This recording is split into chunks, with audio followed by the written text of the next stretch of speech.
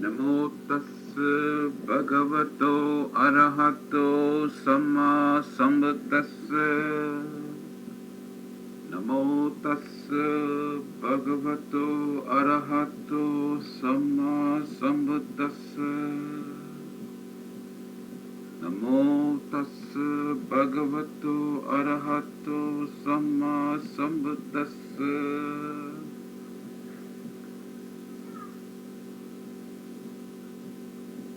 Dhammapada Stories, Part 3.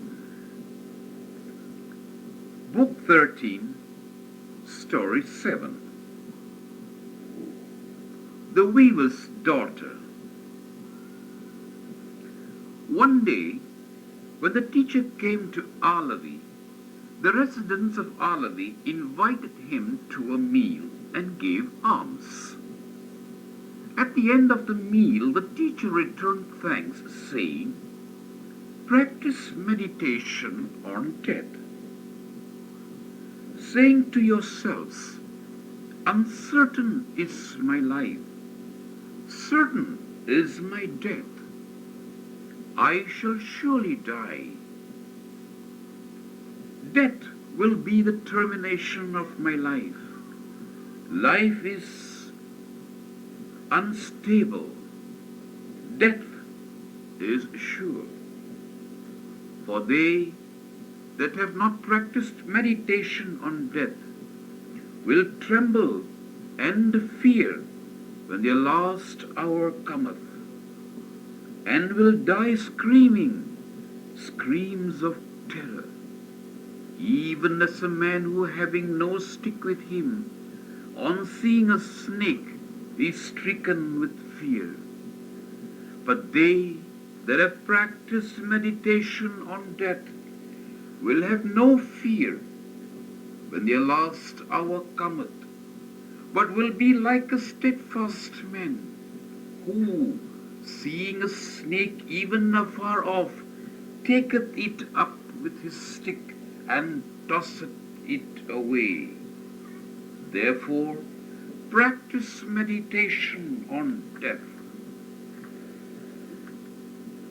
With a single exception, all those who heard this discourse remained absorbed in their worldly duties as before.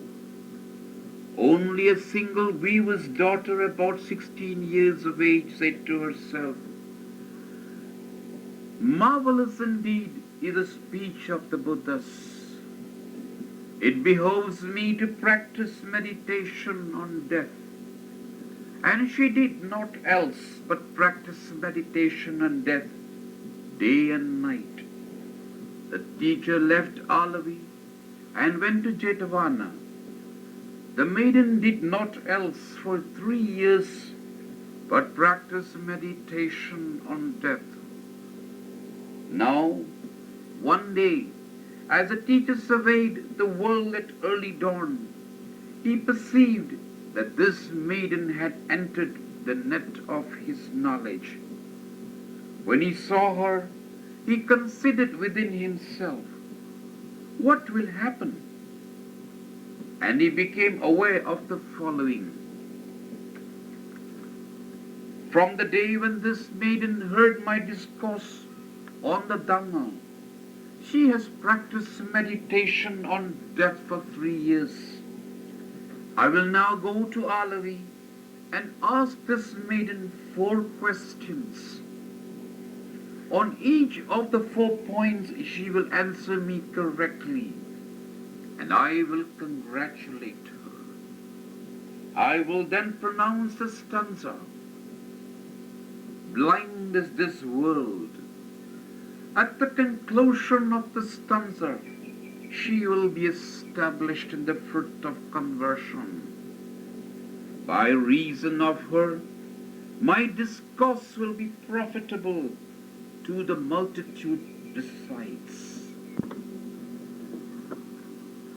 So the teacher, with his retinue of 500 monks, departed from Jetavana, and in due course arrived at Aggalava monastery.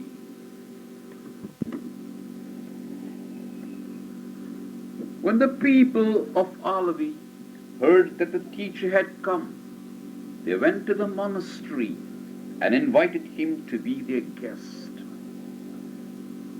That maiden also heard that he had come, and her heart was filled with joy at the thought. Hither is come, so men say, one that is my father, my master, my teacher, one whose countenance is like unto the full moon, the mighty Gautama Buddha. And she reflected, now, for the first time in 3 years, I am to see the teacher, the hue of whose body is as the hue of gold.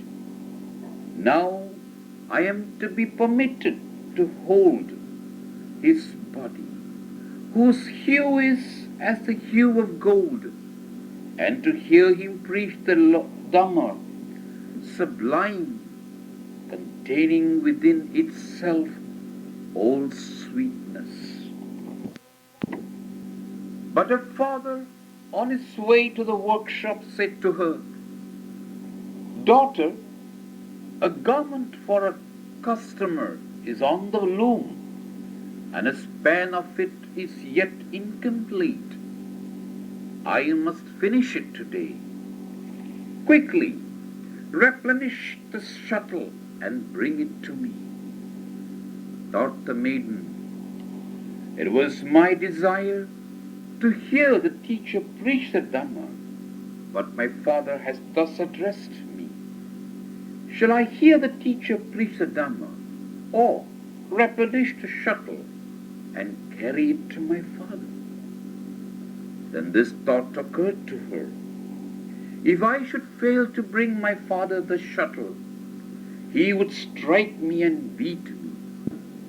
Therefore, I will first replenish the shuttle and give it to him, and wait until afterwards to hear the Dhamma.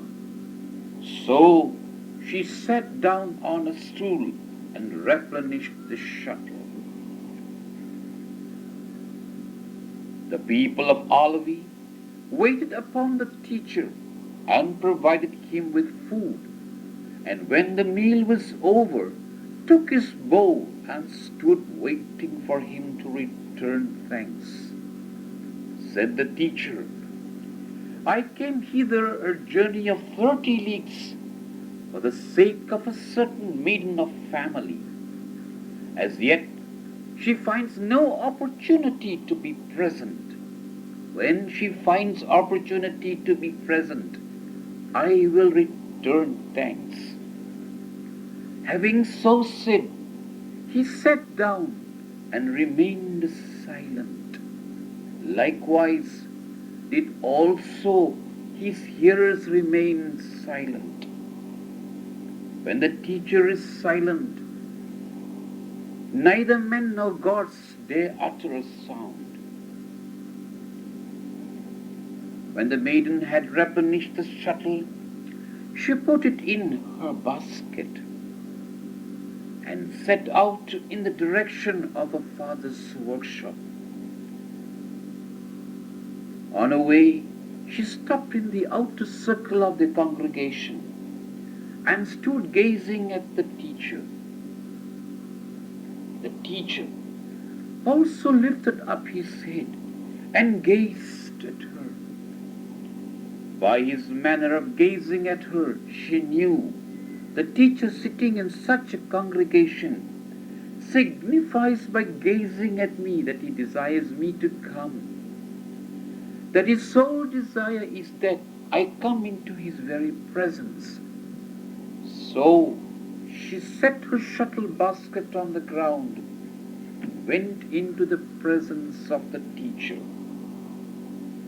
But why did the teacher gaze at her? The following thought, we are told, occurred to him. If this maiden go hence, she will die like unconverted folk, and uncertain will be her future state. But if she come to me, she will depart established in the fruit of conversion, and a future state will be certain, for she will be reborn in the world of the Tusita gods. We are told that there was no escape from death for her that day. At the mere hint of his look, she approached the teacher, and penetrating the rays of light, of colors 6 in number, that shone from his body, she paid obeisance to him and stood respectfully at one side. No sooner had she paid obeisance to the teacher and taken her stand beside him, seated in silence in the midst of the assemblage there gathered together, then he thus addressed her, "Maiden, whence comest thou?" "I know not, reverend sir." "Whither goest thou?" "I know not, reverend sir." "Thou knowest not." "I know, reverend sir." "Thou knowest." "I know not, reverend sir." Thus did the teacher ask her 4 questions. The multitude were offended and said, "Look, this daughter of a weaver talks as she pleases with the supremely enlightened one." When he asked her, "Whence comest thou?" she should have answered, "From the weaver's house." And when he asked her, "Whither goest thou?" she should have answered, "To the weaver's shop." The teacher put the multitude to silence and asked her, "Maiden, when I asked thee, whence comest thou, why didst thou say, 'I know not'?" She answered, "Reverend sir, thou thyself dost know that I come from the house of my father, a weaver. So whence thou didst ask me, 'Whence comest thou?' I knew very well that thy meaning was, 'Whence did thou come when thou wast reborn here?' But as for me, whence came I when I was reborn here? That know I not." Then said the teacher to her, "Well said, well said. O maiden, thou hast answered correctly the question I asked thee." Thus did the teacher congratulate her, and having so done, asked her yet another question. "When I asked thee, whither goest thou? Why didst thou say, 'I know not'?" "Reverend sir, thou thyself dost know that I go to the weaver's shop with shuttle basket in hand. So when thou didst ask me, 'Whither goest thou?' I knew very well that thy meaning was, 'When thou goest hence, where wilt thou be reborn?' But as for me, where I shall be reborn, when I have passed from this present existence, that I know not." Then the teacher said to her, "Thou hast answered correctly the question I asked thee." Thus did the teacher congratulate her the second time, and having so done, asked her yet another question. "When I asked thee, knowest thou not?" Why didst thou say, I know? Reverend sir, this I know, that I shall surely die. And therefore said I so. Then said the teacher to her, thou hast answered correctly the question I asked thee. Thus did the teacher congratulate her the third time, and having so done, asked her yet another question. When I asked thee, knowest thou? Why didst thou say, I know not? This only do I know, reverend sir, that I shall surely die. But at what time I shall die, whether in the night or in the daytime, whether in the morning or at what other time soever, that I know not. And therefore said I so. Then the teacher said to her, thou hast answered correctly the question I asked thee. Thus did the teacher congratulate her the fourth time, and having so done, addressed the assemblage as follows. So many of you as failed to understand the words she spoke, ye only were offended. For they that possess not the eye of understanding, they only are blind. They that possess the eye of understanding, they only see. So saying, he pronounced the following stanza. Blind is this world, few are there here that see, as few go to heaven as birds escape from a net. At the conclusion of the discourse, that maiden was established in the fruit of conversion. Then the maiden took a shuttle basket and went to her father. He was asleep even as he sat at the loom. Not observing that he was asleep, she presented the shuttle basket. As she did so, the basket hit the tip of the loom and fell with a clatter. Her father awoke and accidentally, as a result of taking hold of the loom, gave it a pull, whereupon the tip of the loom swung around and struck the maiden in the breast. Then and there she died, and was reborn in the world of the Tusita gods. Her father looked at her as she lay there, her whole body spotted with blood, and saw that she was dead. Straightway there arose within him intense grief, wailing, there is none other that can extinguish my grief. He went to the teacher and told him what had happened. Reverend sir, said he, extinguish my grief.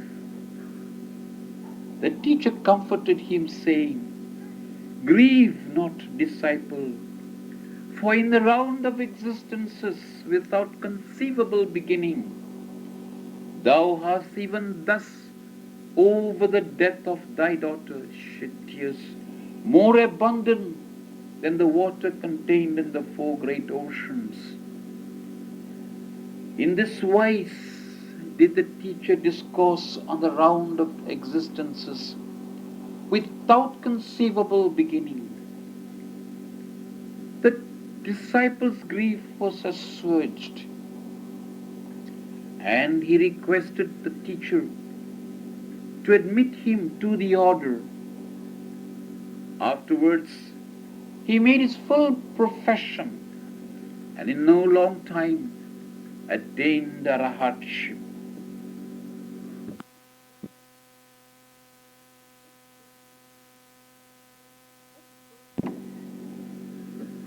13, Story 9, Chincha Manavika.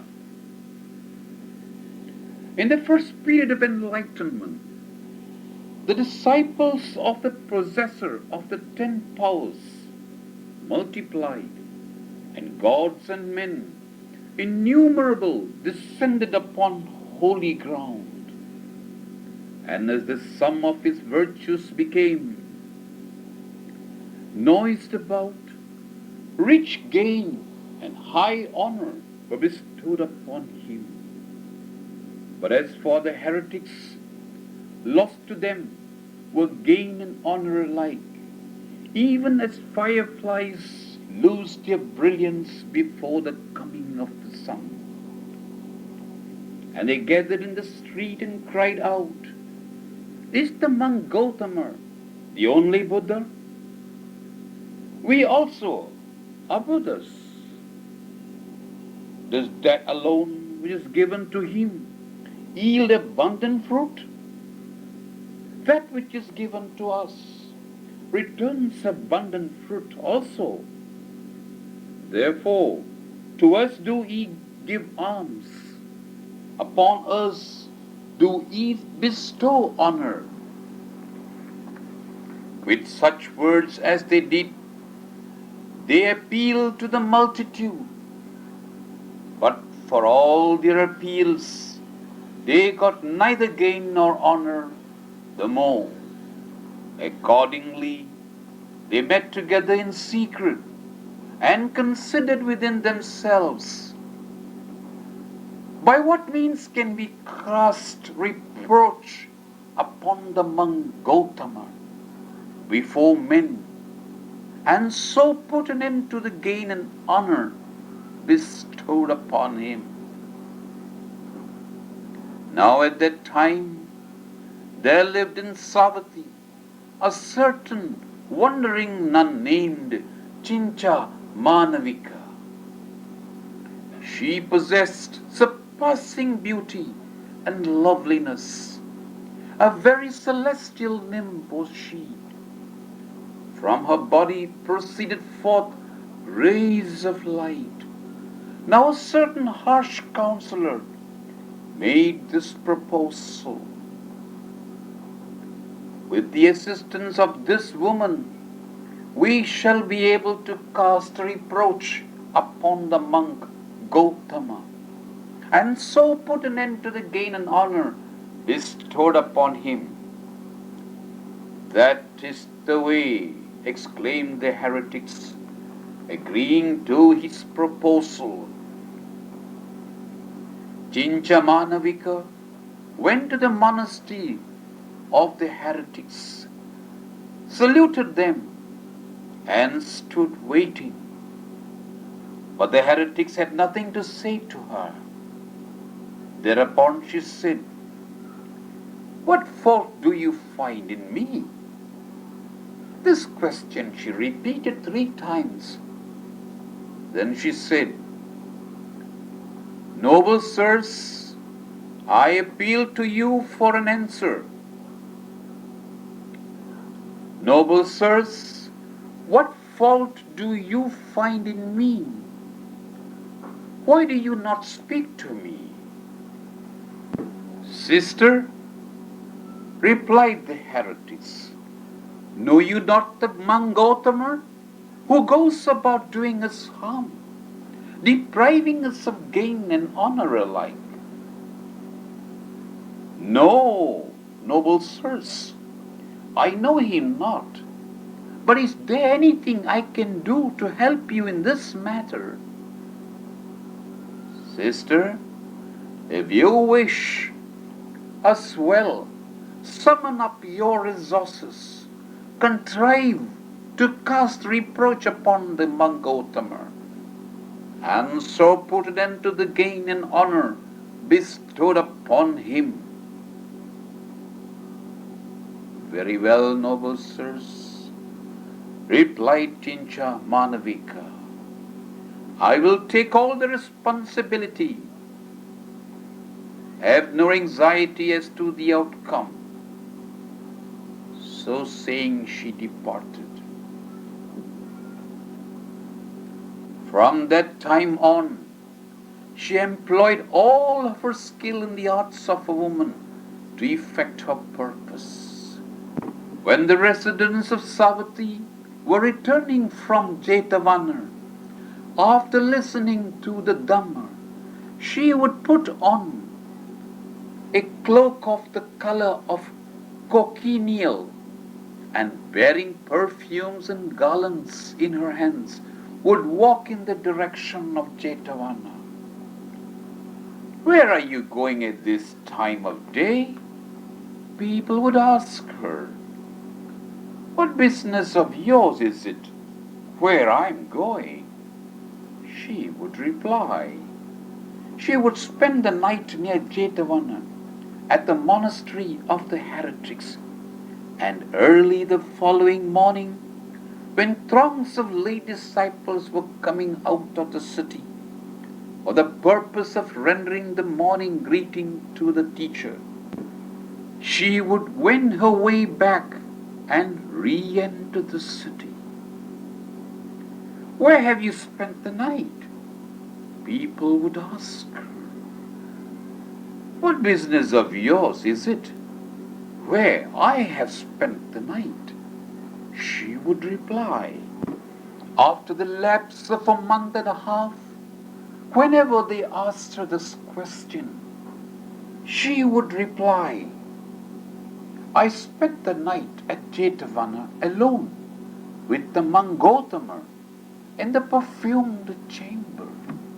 And by her answer, she caused doubts and misgivings to spring up in the minds of those who were as yet unconverted.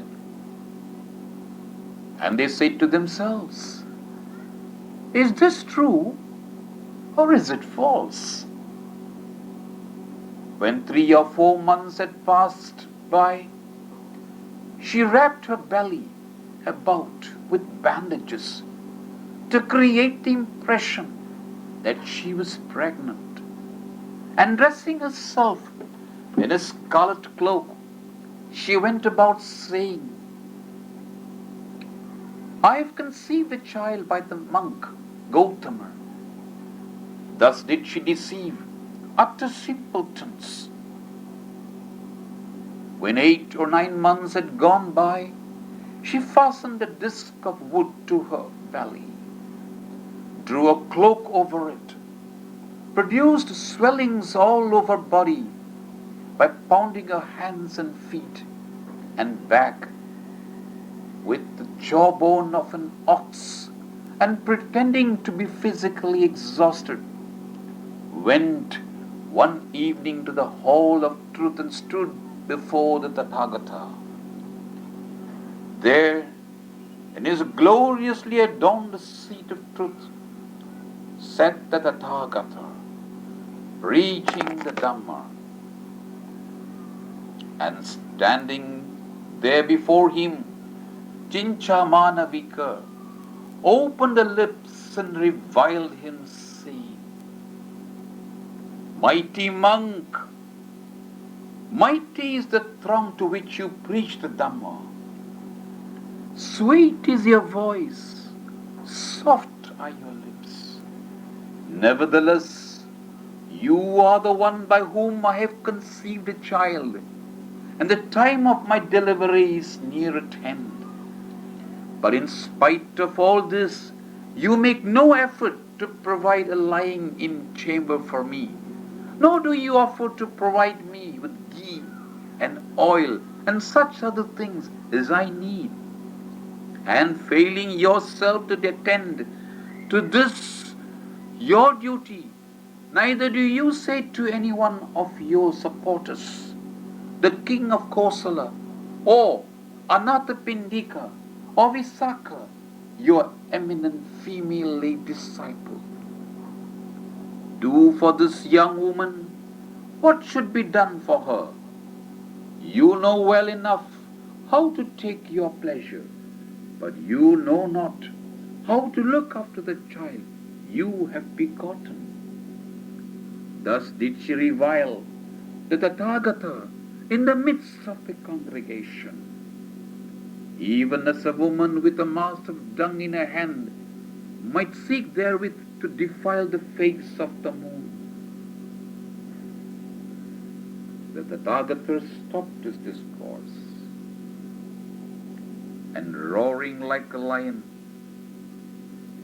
cried out, "Sister, as to whether what you have said be true or false, that is something which only you and I know. Yes, mighty monk, but who are there to decide between the truth and the falsehood of what is known only to you and to me?" At that moment, Sakka's seat showed signs of heat. Thereupon, Sakka pondered the cause and became aware of the following. Chinchamanavika is falsely accusing the Tathagata. Thereupon Sakka said to himself, "I will clear up this matter," and forthwith set out with 4 deities. The deities turned themselves into little mice.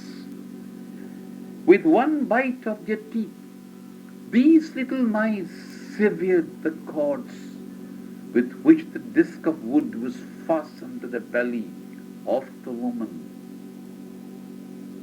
That moment, the wind blew up the cloak which was wrapped about her, and the disc of wood fell upon her feet, cutting off the toes of both of her feet. Thereupon, the multitude cried out, "A hag is reviling the supremely enlightened." Forthwith, they spat on her head, and taking clods of earth and sticks in their hands, drove her out of the Jetavana.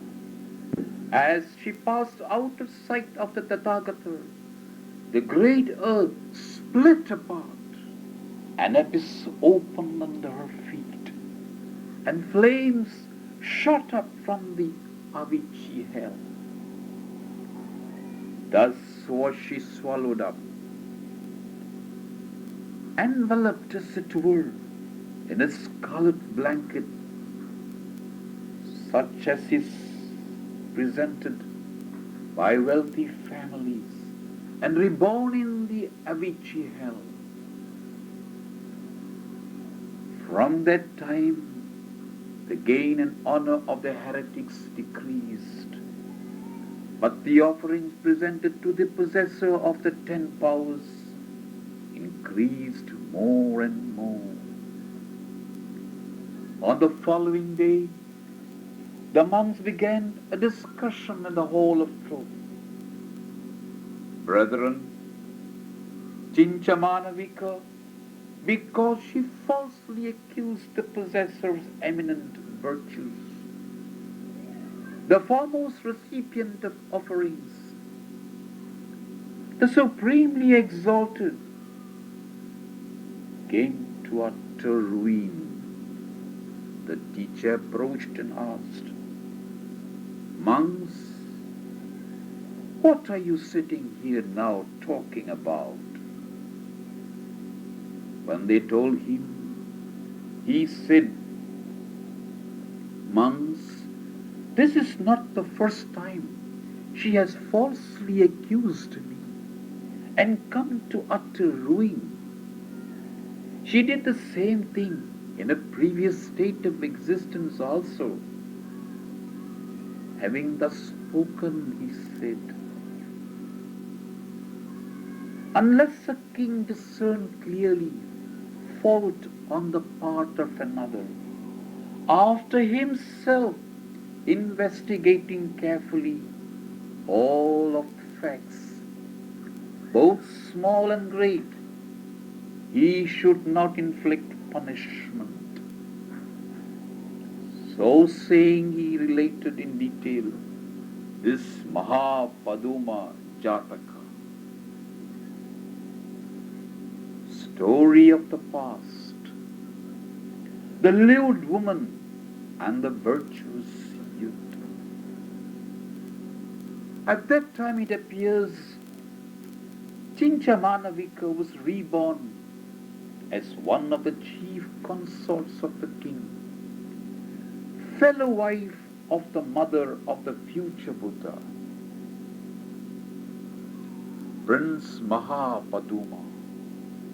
She invited the great being to lie with her, and when he refused to do so, disfigured her own body with her own hands, feigned sickness, and told the king, "Your son brought this to pass because I would not lie with him." The king, hearing this, was filled with rage, and straightway flung the great being down robber's cliff. The deity, dwelling in the mountain chasm, cared for him and placed him safe and sound within the hold of the king of the dragons. The king of the dragons carried him to the abode of the dragons and honored him by conferring upon him half his kingly power. After the great being had dwelt there for a year, he conceived the desire to adopt the life of a religious man. Accordingly, he went to the Himalaya country, adopted the life of a religious man, and in the course of time developed by the practice of ecstatic meditation the supernatural faculties. Now, a certain forester happened to see him there and reported the matter to the king. Thereupon the king went to him, exchanged friendly greetings with him, learned what had happened, and offered to bestow his kingdom upon the great being. The great being, however, declined his offer and admonished him as follows: "For my part, I have no desire to rule. But as for you, do you keep unimpaired the 10 royal virtues, avoid evil courses, and rule your kingdom justly." Thereupon the king arose from his seat in tears and went back to the city. On the way thither, he asked his ministers, "Through whose fault was I separated from one endowed with such uprightness?" "Your chief consort was to blame for this, your majesty." Thereupon the king had her taken by the heels and flung head foremost down robber's cliff. And entering his city, thenceforth he ruled his kingdom justly. At that time, Prince Mahapaduma was a great being, and the fellow wife of his mother was Chinchamanavika. End of story of the past. When the teacher had made this matter clear, he said, "Monks, in the case of those who have broken one commandment, those who have ceased to speak the truth, who have become confirmed in falsehood, who have abandoned hope of the next world, there is no evil deed which they will not commit."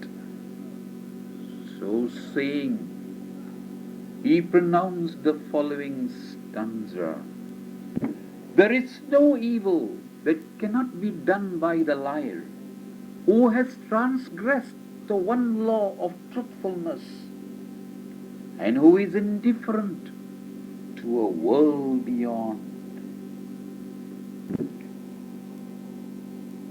Book 13, Story 11, Anathapindika's son.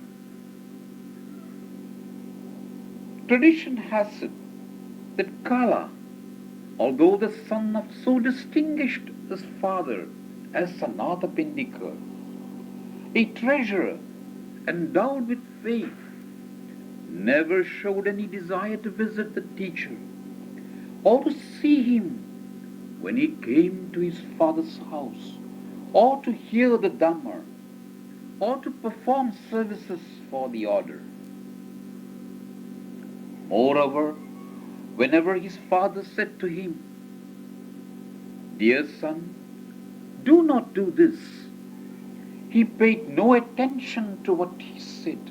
Now, his father thought to himself, if this son of mine adopts such an attitude as this and acts accordingly, the Avicii hell will be his end. But it would not look well for me if my son went to hell before my very eyes. Now, there is no living being here in the world who may not be broken by gifts. I will therefore break him with gifts. So he said to his son, "Dear son, take upon yourself the obligations of precept day. Go to the monastery, listen to the Dhamma, and then return. If you will do so, I will give you 100 pieces of money. You will really give me this, dear father?" "That will I, dear son." After his father had repeated his promise 3 times, Kala took upon himself the obligations of precept day and went to the monastery. But caring not to listen to the Dhamma, he lay down to sleep in a pleasant place and returned home early in the morning. Thereupon his father said, "My son has performed the obligations of precept day. Bring him rice porridge and other food straight away." So saying, his father caused food to be brought and given to him. But Kala said, "Unless I receive the money, I will not eat." So saying, he steadfastly refused whatever was brought to him. His father, who could not endure forcing him to eat, ordered that the money be presented to his son. The son took the purse of money into his hands and ate the food that was brought to him. On the following day, the treasurer sent him forth, saying to him,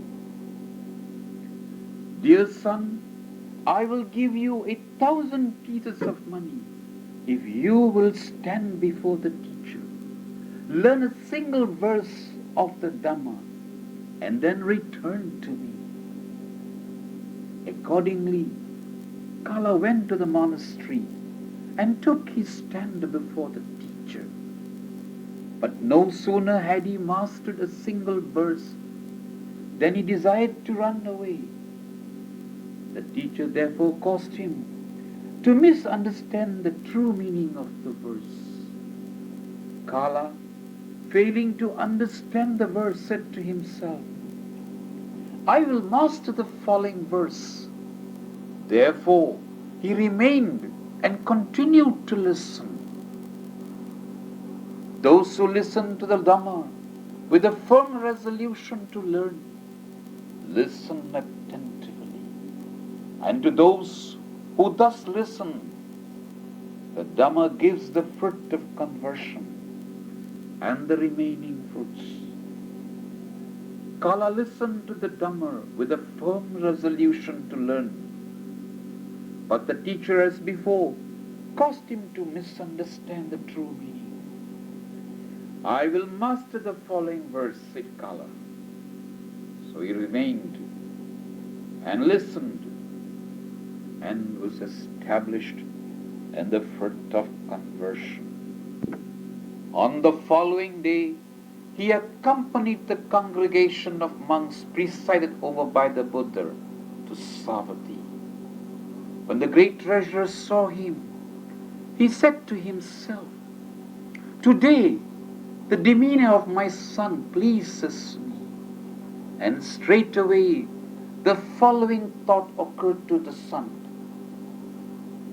"I hope my father will not give me the money today in the presence of the teacher.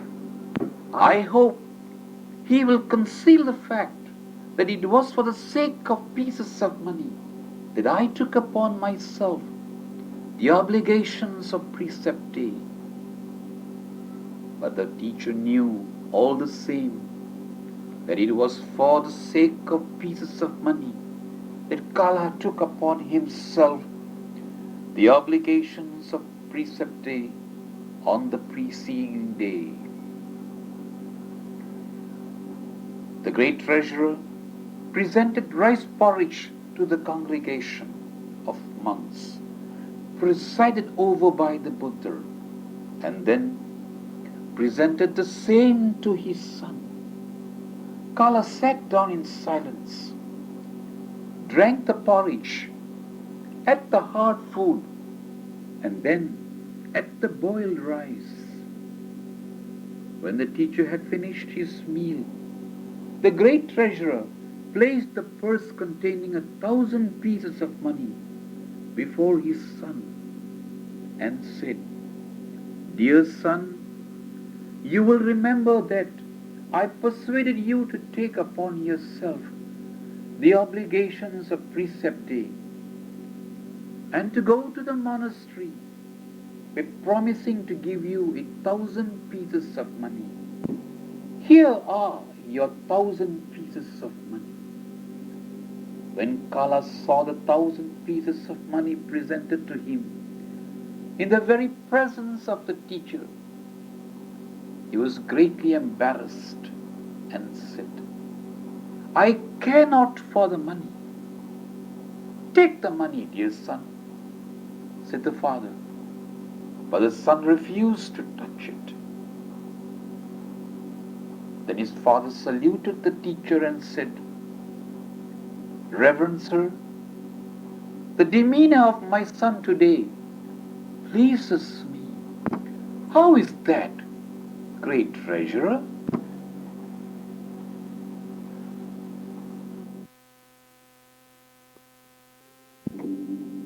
"Day before yesterday, I sent him to the monastery, saying to him, 'I will give you 100 pieces of money.' Yesterday, he refused to eat because I did not give him the money. But today, when I give him the money, he refuses to touch it." The teacher replied, "It is even so, great treasurer. Today, in attaining the fruit of conversion, your son has attained that which surpasses the attainment of a universal monarch, the attainment of the world of the gods, the attainment of the world of Brahma." So saying, he pronounced the following stanza: "In comparison with sovereignty over the earth, in comparison with going to heaven, in comparison with supremacy over all the worlds, the fruit of conversion is of surpassing excellence."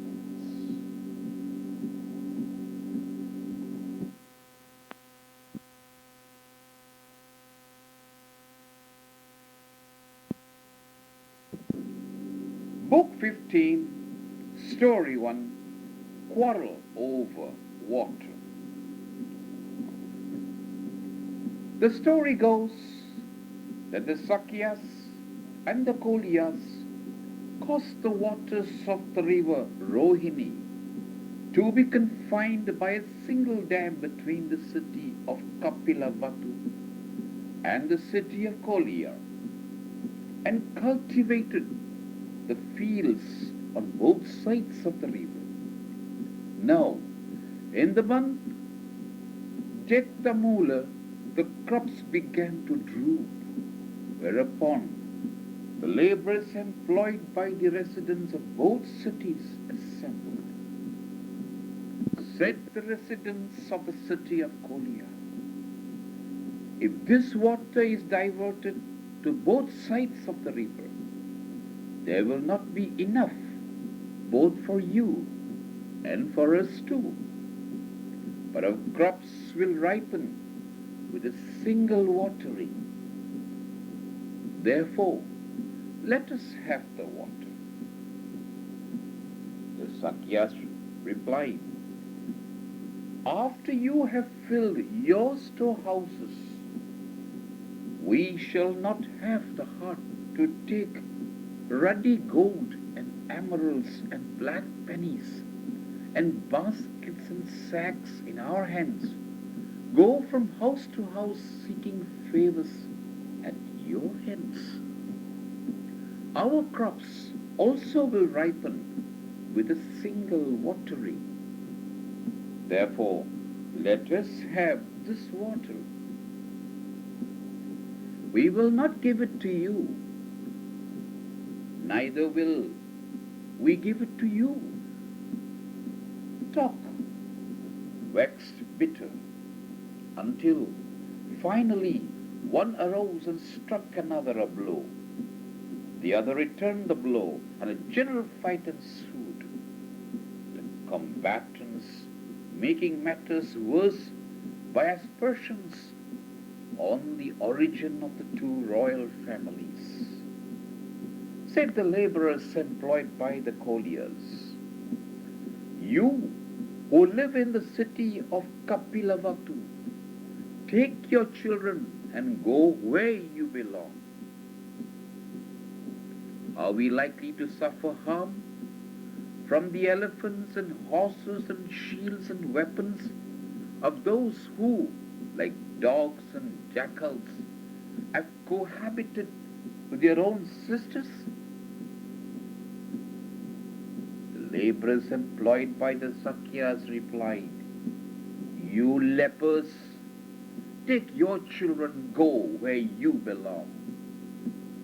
Are we likely to suffer harm from the elephants and horses and shields and weapons of destitute outcasts who have lived in jujube trees like animals? Both parties of laborers went and reported the quarrel to the ministers who had charge of the work, and the ministers reported the matter to the royal households. Thereupon the Sakyas came forth armed for battle and cried out, we will show what strength and power belong to those who have cohabited with their sisters. Likewise, the colliers came forth armed for battle and cried out, we will show what strength and power belong to those who dwell in jujube trees. As the teacher surveyed the world at dawn and beheld his kinsmen, he thought to himself, if I refrain from going to them, these men will destroy each other. It is clearly my duty to go to them. Accordingly, he flew through the air, quite alone, to the spot where his kinsmen were gathered together, and seated himself cross-legged in the air, over the middle of the river Rohini. When the teacher's kinsmen saw the teacher, they threw away their weapons and did reverence to him. Said the teacher to his kinsman, what is all this quarrel about, great king? We do not know, Reverend Sir. Who then would be likely to know? The Commander-in-Chief of the army would be likely to know. The Commander-in-Chief of the army said, the Viceroy would be likely to know. Thus the teacher put the question first to one and then to another, asking the slave laborers last of all. The slave laborers replied, the quarrel is about water, Reverend Sir. Then the teacher asked the king, how much is water worth, great king? Very little, Reverend Sir. How much are Katiyas worth, great king? Katiyas are beyond price, Reverend Sir. It is not fitting that because of a little water you should destroy Katiyas who are beyond price. They were silent. Then the teacher addressed them and said, great kings, why do you act in this manner? Were I not here present today, you would set flowing a river of blood. You have acted in a most unbecoming manner. You live in enmity, indulging in the 5 kinds of hatred. I live free from hatred. You live afflicted with the sickness of the evil passions. I live free from disease. You live in eager pursuit of the 5 kinds of sensual pleasure. I live free from the eager pursuit of aught. So saying, he pronounced the following stanzas. Oh, happily let us live, free from hatred among those who hate. Amidst hateful men, let us dwell unhating. Oh, happily let us live, free from disease of passion, among those who are afflicted with disease. Amidst diseased men, let us dwell undiseased. Oh, happily let us live, free from longing for sensual pleasures, among those who are possessed with longing. Amidst longing men, let us dwell unlonging. Book 15, Story 6. King Pasenadi overeats. For a certain period of his life, King Pasenadi Kosala used to eat boiled rice, cooked by the bucketful, and sauce and curry in proportion. One day, after he had eaten his breakfast, unable to shake off the drowsiness occasioned by overeating, he went to see the teacher and paced back and forth before him with a very weary look. Overcome with the desire to sleep, but not daring to lie down and stretch himself out, he sat down on one side. Thereupon the teacher said to him, "Did you come, great king, before you were well rested?" "Oh no, reverend sir, but I always suffer greatly after eating a meal." Then said the teacher to him, "Great king, overeating brings just such suffering in its train." So saying, the teacher pronounced the following stanza: "If a man gives way to indolence, eats overmuch, spends his time in sleep, and lies and rolls about like a great hog fed on grain, such a simpleton will enter the womb again and again." And after admonishing the king with his stanza, the teacher continued, "Great king, one ought to observe moderation in eating, for in moderate eating there is comfort." And admonishing him further, the teacher pronounced the following stanza: "If a man be ever mindful, if he observe moderation in taking food, his sufferings will be but slight. He will grow old slowly, preserving his life." The king was unable to memorize this stanza. So the teacher said to the king's nephew, Prince Good-looking, Sudarsana, who stood near, "Memorize this stanza." Sudarsana asked the teacher, "Reverend sir, after I have memorized this stanza, what shall I do with it?" The teacher replied, "When the king eats his meal, just as he is about to take the last lump of boiled rice, you must recite this stanza.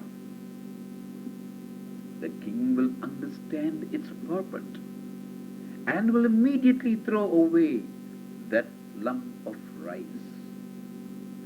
When it comes time to boil the rice for the king's next meal, you must fetch just as many grains of fresh rice as there were grains of boiled rice in that lump of rice." "Very well, Reverend sir," replied Sudarsana. So both evening and morning, when the king ate his meal, his nephew would recite that stanza just as the king was about to take the last lump of boiled rice, and would fetch for his next meal just as many grains of fresh rice as there were grains of boiled rice in the lump of boiled rice, which the king had thrown away. And every time the king heard that stanza recited, he gave away 1,000 pieces of money in alms. The king contented himself with a pint pot of boiled rice a day, never exceeding that amount. After a time, he became cheerful and lean. One day, the king went to pay his respects to the teacher, and having saluted the teacher, said to him, "Reverend sir, now I am happy. Once more I am able to follow the chase and to catch wild beasts and horses. I used to quarrel with my nephew, but recently, however, I gave my nephew my daughter, the Princess Vajira, to wife. I have given her this village that she may have a good pool wherein to bathe. My quarrels with my nephew have ceased, and for this reason also I am happy." The other day, a precious stone, the property of the royal household, was lost.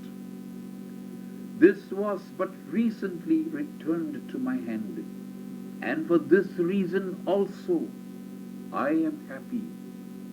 Desiring to establish friendly relations with your disciples, I established the daughter of one of your kinsmen in our household, and for this reason also I am happy.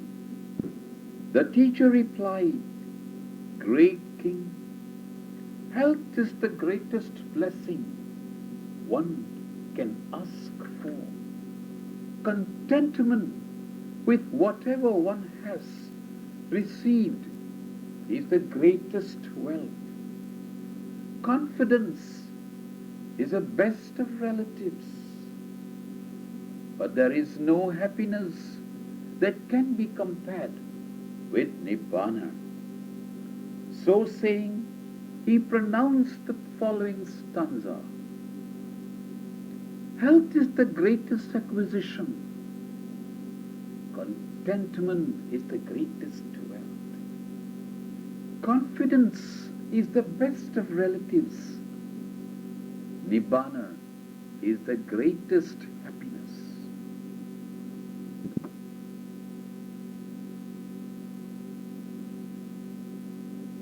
Book 15, Story 8. Sakka nurses the Buddha. When the Tathagata's aggregate of life was at an end, and he was suffering from an attack of dysentery, Sakka, king of gods, became aware of it and thought to himself, it is my duty to go to the teacher and to minister to him in his sickness.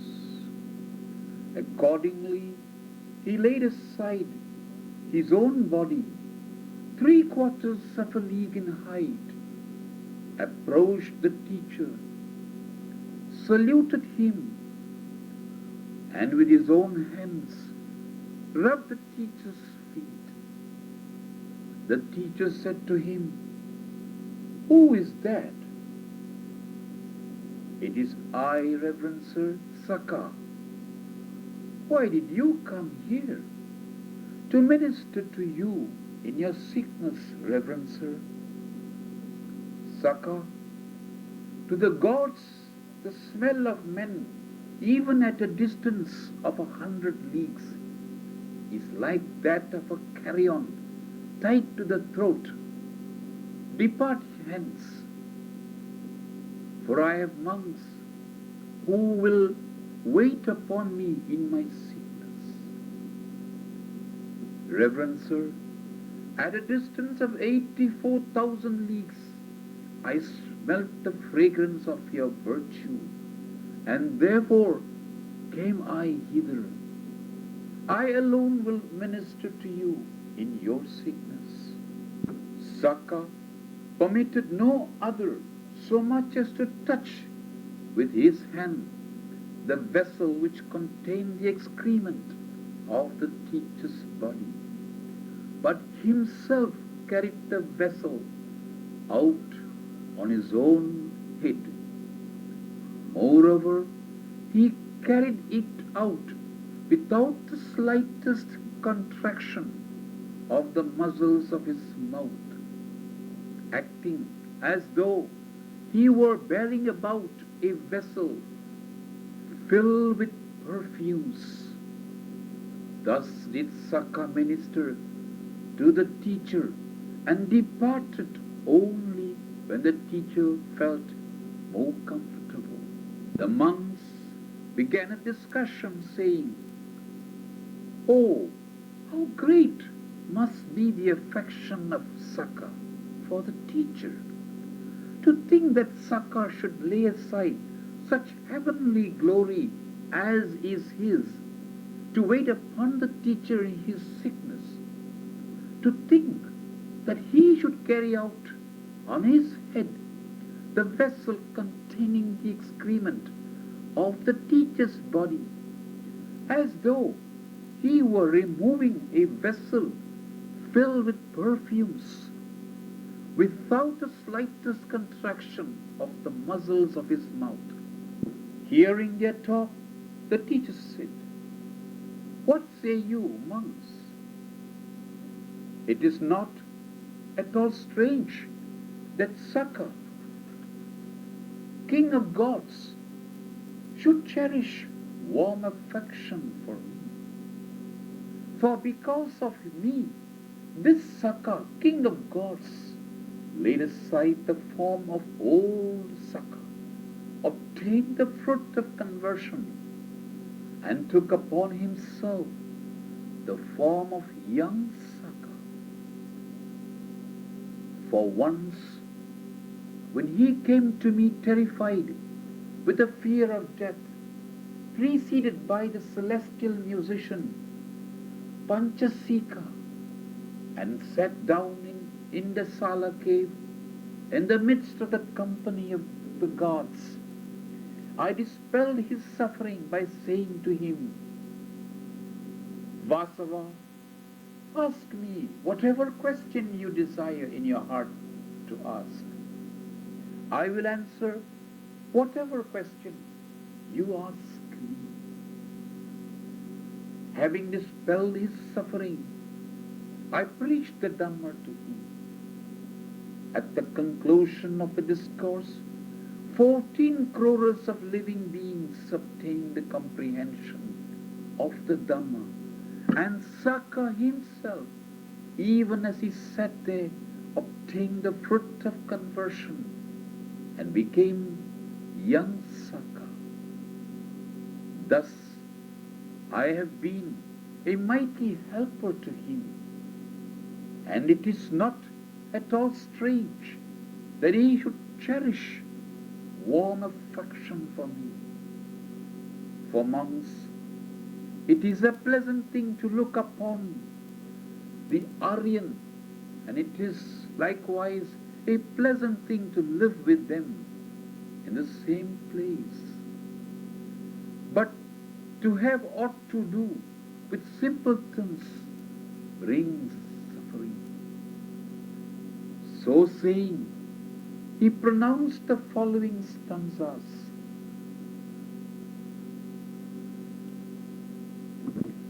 It is a good thing to look upon the Aryans, and to live with them is ever pleasant. It would be pleasant if one never look upon a fool at all.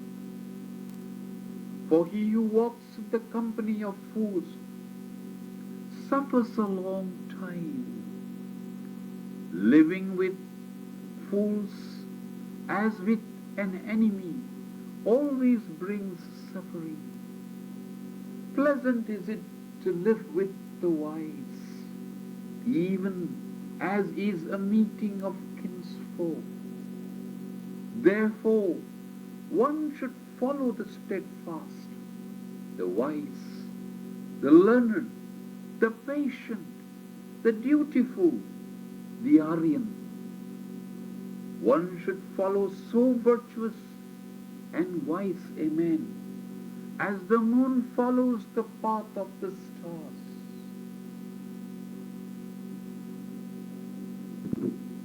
Book 16, Story 3, Visakha's Grief. The story goes that Visakha used to permit her son's daughter, a maiden named Datta, to minister to the monks in her house when she was absent. After a time, Datta died. Visakha attended to the deposition of her body, and then, unable to control her grief, went sad and sorrowful to the teacher, and having saluted him, sat down respectfully on one side. Said the teacher to Visakha, "Why is it, Visakha, that you sit here sad and sorrowful, with tears in your eyes, weeping and wailing?"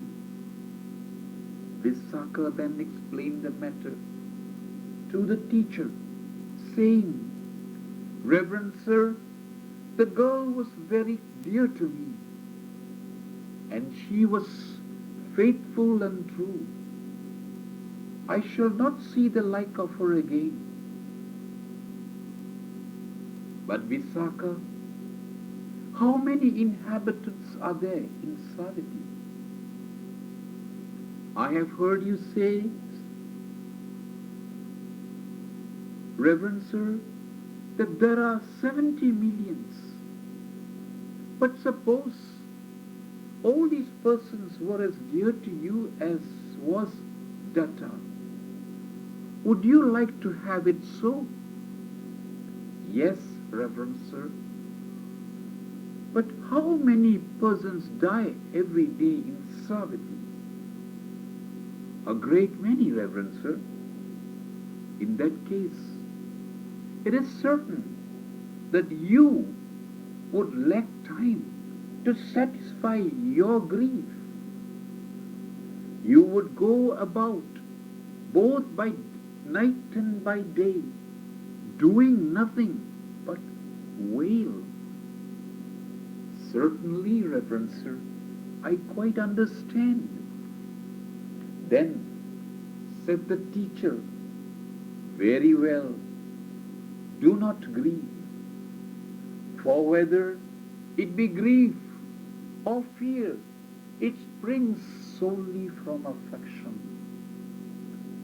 So saying, the teacher pronounced the following stanza. From affection springs grief, from affection springs fear. He that is free from affection neither sorrows nor fears.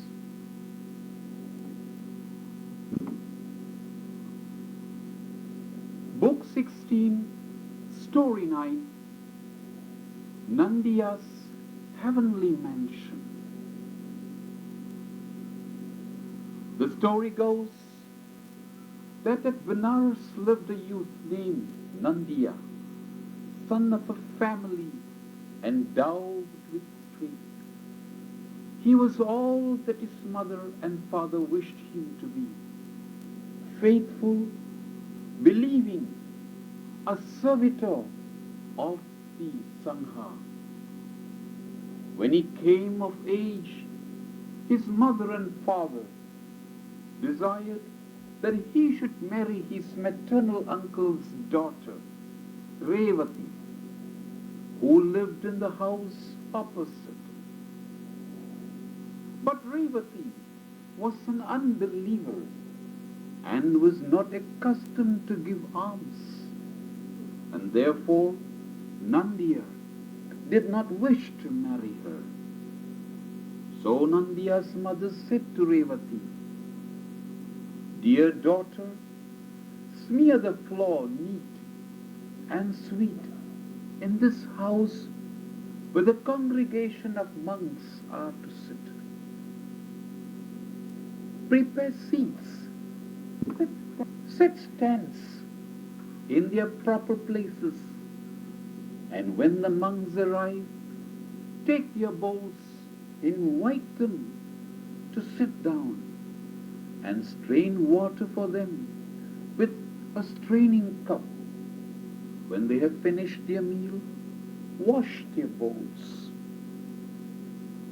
If you will do so, you will win the favor of my son. Revati did so. Nandiya's mother said to her son, Revati is now patient of admonition. Nandiya then gave his consent. The day was set and they were married. Said Nandiya to his wife, if you will minister faithfully to the congregation of monks and to my father and mother, on this condition you will be privileged to dwell in this house. Therefore, be heedful. Very well, said Revati, promising to do so. In a few days, she learned to conduct herself like a true believer. She rendered true obedience to her husband, and in the course of time, gave birth to two sons. When Nandiya's mother and father died, she became sole mistress of the household. Nandiya, having come into great wealth on the death of his mother and father, established alms for the congregation of monks, and likewise established at the door of his house regular distribution of cooked food to poor folk and travelers. Somewhat later, after hearing the teacher preach the Dhamma, considering with himself the blessings which would accrue to him through the gift of a dwelling to the monks, he caused a quadruple hall furnished with 4 chambers to be erected at the great monastery of Isipatthana, and having caused beds and couches to be spread, presented this dwelling to the congregation of monks, presided over by the Buddha, giving alms and pouring water of donation into the right hand of the Tathagata. As the water of donation fell into the right hand of the Tathagata, there rose in the world of the 33 a celestial mansion extending 12 leagues in all directions, 100 leagues high, made of the 7 kinds of jewels and filled with celestial nymphs. One day, when elder Moggallana the Great went on a pilgrimage to the world of the gods, he stopped near this palace and asked some deities who approached him, through whose merit came into existence this celestial mansion filled with a company of celestial nymphs. Then those deities informed him, who was lord of the mansion, saying, Reverend sir, a householder's son named Nandiya caused a monastery to be erected at Isipatthana and gave it to the teacher, and through his merit this celestial mansion came into existence. Thereupon the company of celestial nymphs descended from that palace and said to the elder, Reverend sir, we would be the slaves of Nandiya. Although we have been reborn here, we are exceedingly unhappy because we do not see him. Pray, tell him to come here.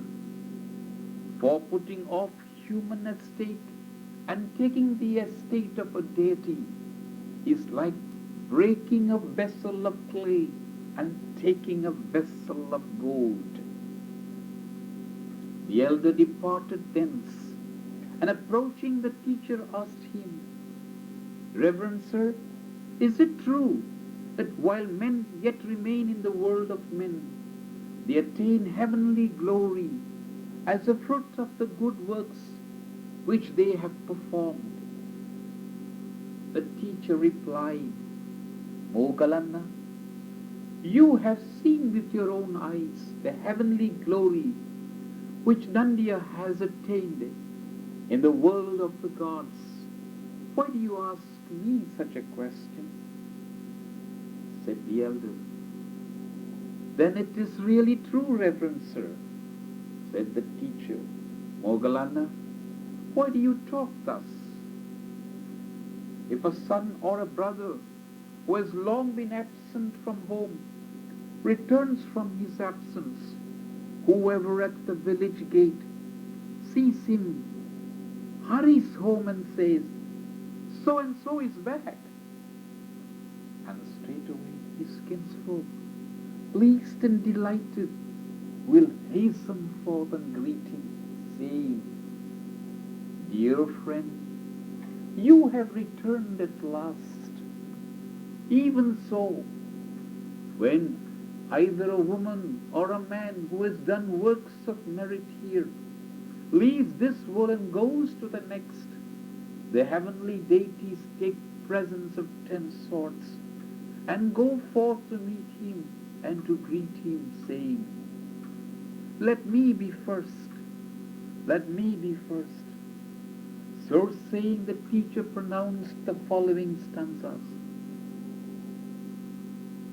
When a man who has long been absent returns safely from afar, kinsfolk and friends and well-wishers greet him on his return. Just so, when a man who has done good deeds goes from this world to the next, the good deeds he has performed receive him even as kinsfolk receive a dear friend who has returned home.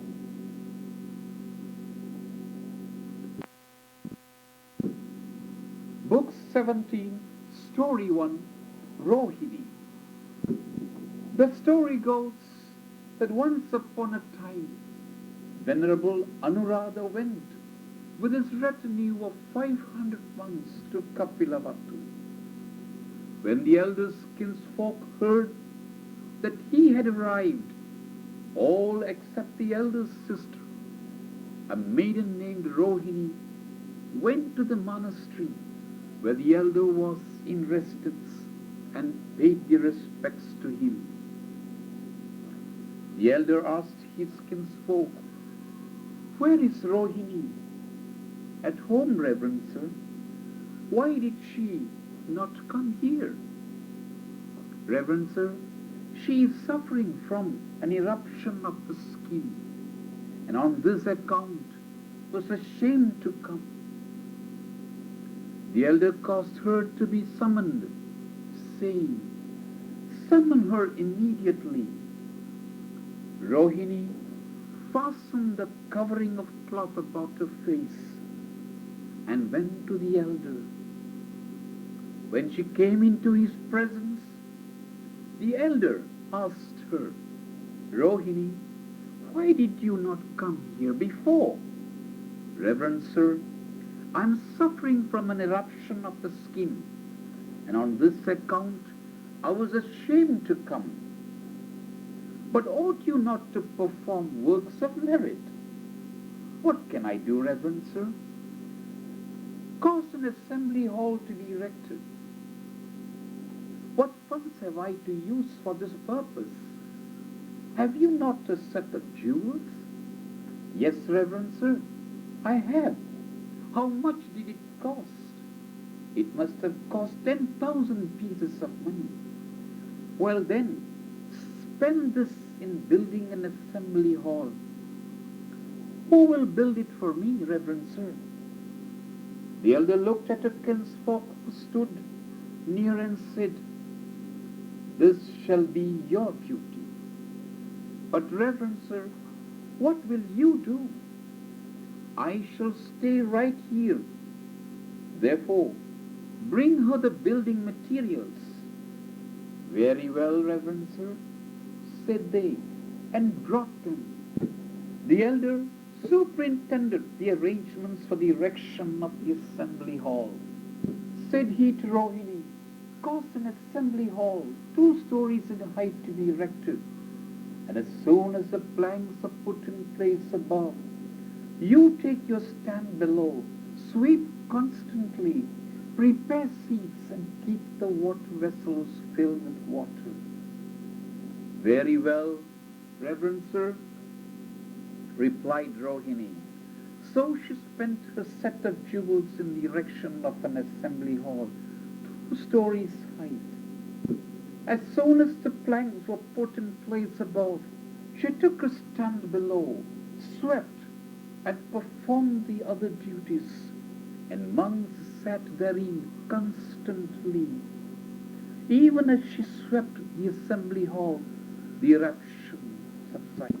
When the assembly hall was completed, she invited the congregation of monks presided over by the Buddha And when the congregation of monks presided over by the Buddha had taken their seats, filling the assembly hall, she offered them choice food, both hard and soft. When the teacher finished his meal, he asked, "Who is this offering?" "Your sister Rohini's, Reverend Sir." "But where is she?" "In the house, Reverend Sir." "Summon her." She was unwilling to go, but in spite of her unwillingness, the teacher caused her to be summoned all the same. When she had come and saluted him and taken her seat, the teacher said to her, "Rohini, why did you not come before?" "Reverend Sir, I was suffering from an eruption of the skin and was ashamed to come. But do you know the reason why this eruption of the skin broke out on your body?" "No, Reverend Sir, I do not." "It was because of anger that this eruption of the skin broke out on your body." "Why, Reverend Sir? What did I do?" "Well then, listen," said the teacher. So saying, he told her the following story of the past: the jealous queen and the dancing girl. In times long past, the chief consort of the king of Benares took a dislike to one of the king's dancing girls and said to herself, "I will make her suffer." So she procured a number of large ripe scabs, reduced them to powder, and summoning that dancing girl to her, contrived secretly to place the powdered scabs in her bed and cloak and her goat's hair coverlet. Then, as if in fun, sprinkled some of the powder on her body. Immediately the girl's body became covered with pimples and boils, so as to have a horridly angry look, and she went about scratching herself. When she lay down on her bed, there too the powdered scabs ate her up, and she suffered yet harsher pain. The chief consort at that time was Rohini. End of story of the past. When the teacher had related the story of the past, he said, "Rohini, that was the evil deed which you committed at that time. Anger or jealousy, however slight, is always unbecoming." So saying, he pronounced the following stanza: "One should put away anger. One should utterly renounce pride. One should overcome every attachment. He who clings not to name and form and is free from attachment is not beset with pain." At the conclusion of the lesson, many obtained the fruits of conversion and the fruits of the second and third paths. Rohini also was established in the fruit of conversion, and at that moment her body took on a golden hue. Rohini passed from that state of existence and was reborn in the heaven of the 33 at the meeting point of the boundaries of four deities. Fair to look upon was she, and possessed of the perfection of beauty. When the four deities looked upon her, desire arose within them, and they began to quarrel over her, saying, "She was reborn within my boundary. She was reborn within my boundary." Finally they went to Sakka, king of gods, and said to him, "Sir, a dispute has risen among us over this nymph. Decide the dispute for us." When Sakka looked at the nymph, desire arose within him also. Said he, "What manner of thoughts have risen within you, since you saw this nymph?" The first deity said, "As for me, the thoughts which have arisen within me have no more been able to subside than a battle drum." The second said, "My thoughts have run wild.